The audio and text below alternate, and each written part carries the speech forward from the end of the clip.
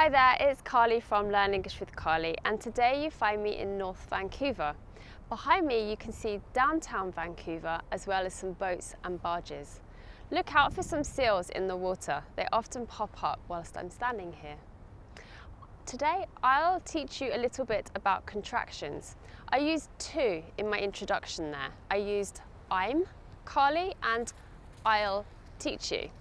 These are contractions that we use with to be and will.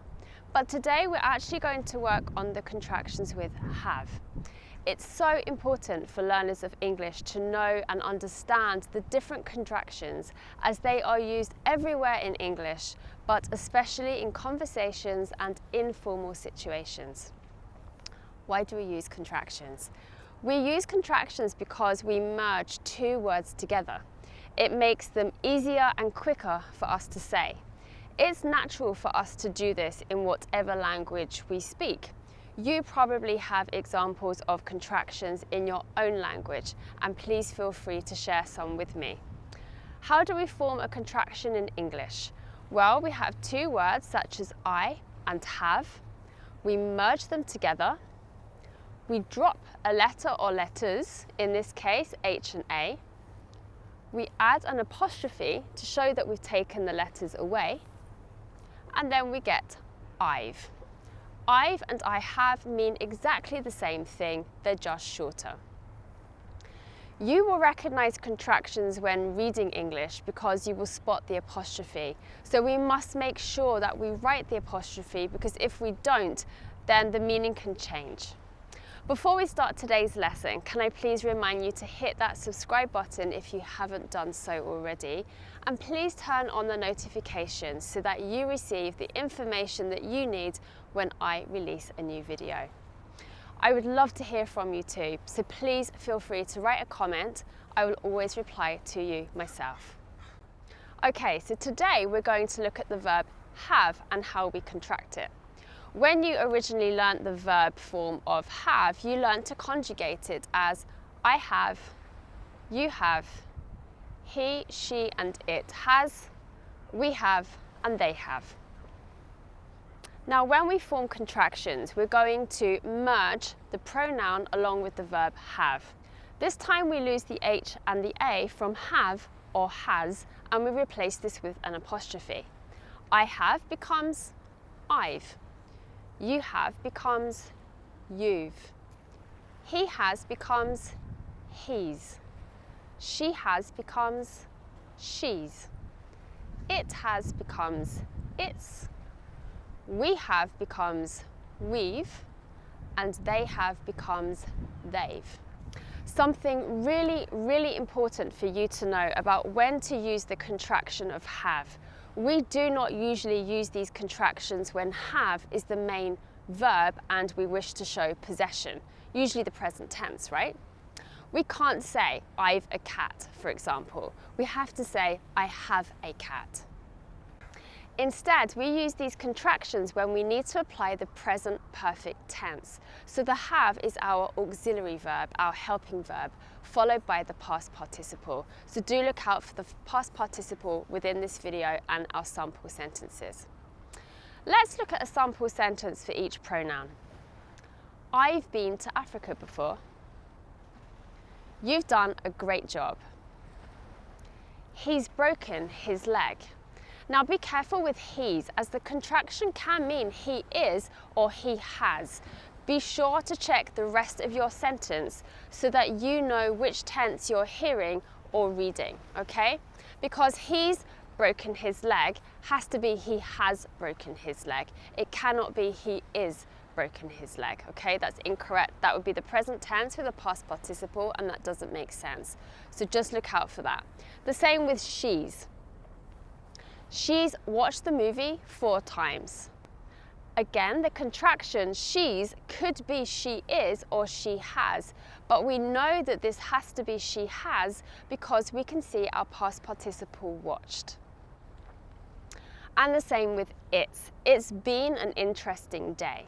It could be it is, but we know here that it has because we have the past participle been. We've never met the king before. they've just arrived. We can also use contractions with have with our modal verbs such as should, could, would, might, and must. Should have becomes should've. Could have becomes could've. Would have becomes would've. Might have becomes might've. And must have becomes must've. Do remember that these are only to be used in speaking and in informal writing. By informal writing, I mean text messages or social media posts that you're showing to family and friends, that kind of thing. Don't use these in essay writing, for example, which is more formal writing. Let's see some more examples of how we can use these in informal speaking and writing. I should have listened to your advice. James should have finished the cleaning. We should have stayed at home. I could have tried harder in the exam. You could have come with us. My parents could have come to the restaurant too. I would have studied harder for the exam. Jane would have read more books if she had had the time.